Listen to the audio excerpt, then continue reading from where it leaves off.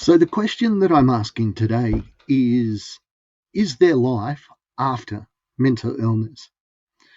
I don't know if you find this a strange question to ask. I don't even know if you've even thought about it that much.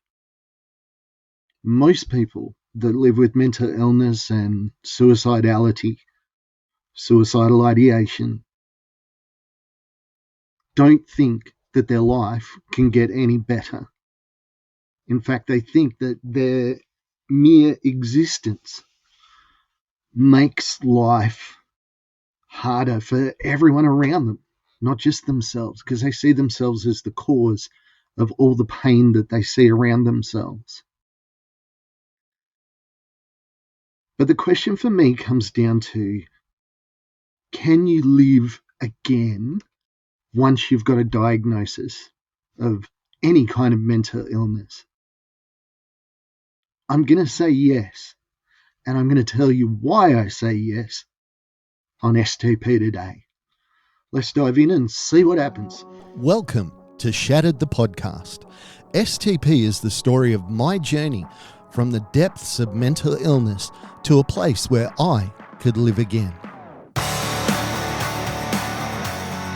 Alrighty, no matter what you think of the question, is there life after mental illness? It is a question that I have asked myself a lot. When I was first diagnosed with a mental illness, I didn't know what was wrong. I understood that I was not myself. I understood that I was not who I wanted to be. But was I damaged? Was I broken? Was I making it up? Was it in my head? Was it nonsense? Was it me just feeling sorry for myself? These were all the thoughts that were going through my head. And the day that the doctor turned to me and said, "Mark, you've got PTSD and you've got it bad." Yeah, it's a horrible feeling. Yes, you've been told that you've got this horrible thing. But at the same time, it's like, whew, I'm not making it up. The question after that becomes, what happens now? Similar to a person that gets a cancer diagnosis and then is able to beat it. They go into remission, the drugs help, the chemo helps, whatever it is helps, the surgery, whatever.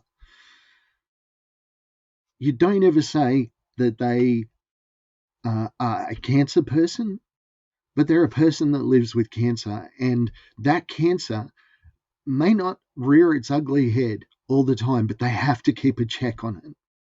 And that can be the case with mental illness. It will never, ever go away completely. You will never be free of the threat of your mental illness symptoms coming back.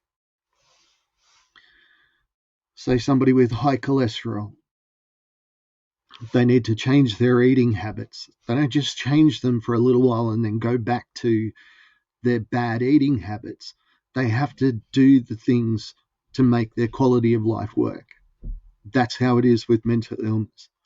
Yes, you've got a diagnosis. Yes, it's horrible. Yes, what you're living through is the worst. But there is light at the end of the tunnel. Your life is not over because of mental illness. Mental illness is not the end of the journey. I want you to think about that. Some people see, 20, 30 years ago, a diagnosis of cancer, that person was going to die. They were going to die. That was it. You say they got cancer, they're out. Maybe they'll make it through. Now, though, it's like, okay, well, what kind of cancer is it? How bad is it? How far has it spread? What treatment are you going to do? It's not an instant death sentence. Yeah, it's catastrophic, and yes, it's horrible, but we don't see it as the death sentence that we used to see it. Mental illness is somewhat similar.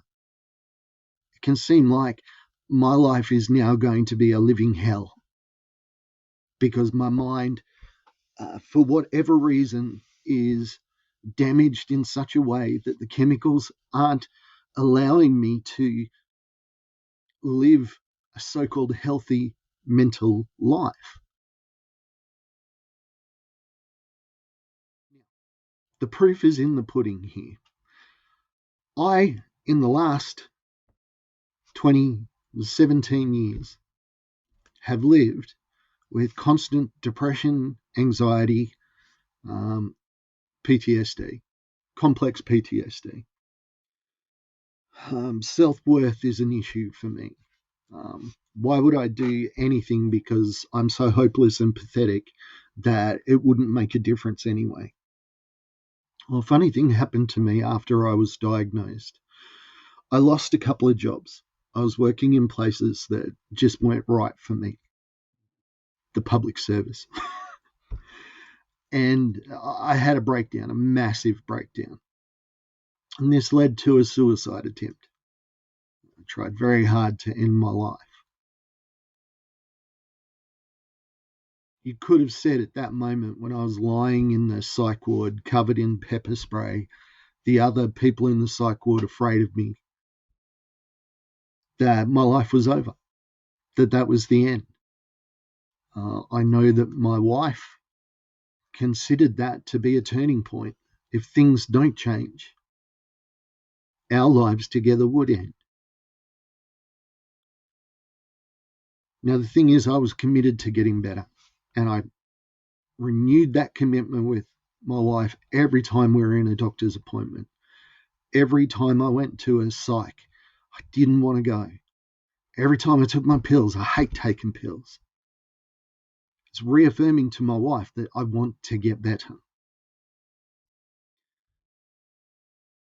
Couldn't work anymore. Still can't do a proper job. My mental health is just so skewed that I can't be consistent enough to even show up for a job regularly. I can't. But my wife said, after one job in the public service, they actually gave me a redundancy. They were very happy to. It was probably one of the fastest redundancies that's ever happened. I put in the paperwork. They said a day later, yep, you got it. So for the first time in our whole lives, we had a little bit of money. Not much, but enough for me to be able to take a breath and say, okay, I've brought in something approximating a wage, so I can give myself a break about that, because that's a big thing for me. Not being able to work is something that I struggle with a lot. My wife turned to me and said, what's something you would do if you could do anything in the world? And it's not something that I'd really given thought to ever beforehand. I'd always been about the next thing. What are we doing next? What's happening next? Never, hey, could I actually want something? And I said something that could have seemed foolish at the time. I was embarrassed to tell my psych about it. But I said, I'd love to do radio. Well, my wife being a force of nature, 2 weeks later, I was presenting at a radio station in Canberra, a local one, just a volunteer. A couple of months after that, I got my first job offer to do radio announcing full time. Now, bear in mind, a couple of years earlier, I had given up and I had chosen to end my life. I decided in my mind that my life was ending. So all of this was weird to me because I'd given up on my life. And then all of a sudden I'm on air and I'm on radio and I'm good at it. I surprised myself. I loved it. I was able to overcome many obstacles in my mental health. But at the same time, I was deathly afraid that people would find out about my mental illness. Then one day we had an ultra marathon runner come in and tell his story of running from, I don't know, Sydney to Canberra or something. Some crazy amount.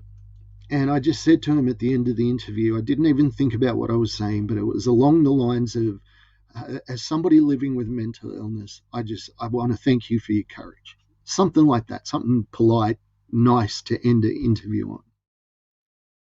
Well, next morning I came in and there was emails in my inbox about Mark, and it was with the tagline, the line at the top of the email that says, Mark, mental illness. And my heart sank.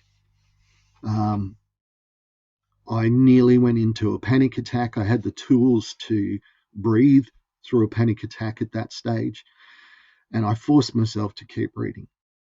And it was hard, because there was, a bunch of emails there, going through each one, waiting for the world to end. And it didn't. It was just people thanking me for talking about my mental illness on air. And I hadn't even talked about it. I'd made this throwaway comment that I did not remember making. Now, I had not told people about my mental illness because I was ashamed. I hated myself. It's why going on radio in retrospect seems like the worst idea. But I tell people I was sitting in a small room talking to myself, playing music. It was a fantastic job.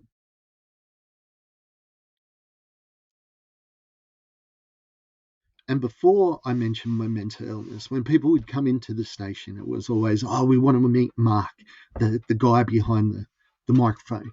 And it was kind of exciting. I was a minor F-list celebrity. But after I mentioned that I lived with a mental illness and I became braver, I started talking about it a little bit more. People didn't come in nervous and anxious about meeting the DJ. It was conversation around, oh, I have a mental illness as well. I'm so thankful that you brought it up. I would never have guessed that you live with mental illness. Fast forward to today. In the last week, I spoke in 4 schools and the police academy about living with mental illness. I got a podcast. We need more followers and likers. Got a lot of people watching. They tell me that I've got to increase my followers, so I don't know what that means, but if you could subscribe, I'd appreciate it. But my life is full. I'm still married. I have 3 kids. I worked on radio, and it was awesome. I get to do this podcast, which I love doing. I've written a couple of books. One of them you can get now on Amazon, digital. It's $4 or something. My next book's coming out soon.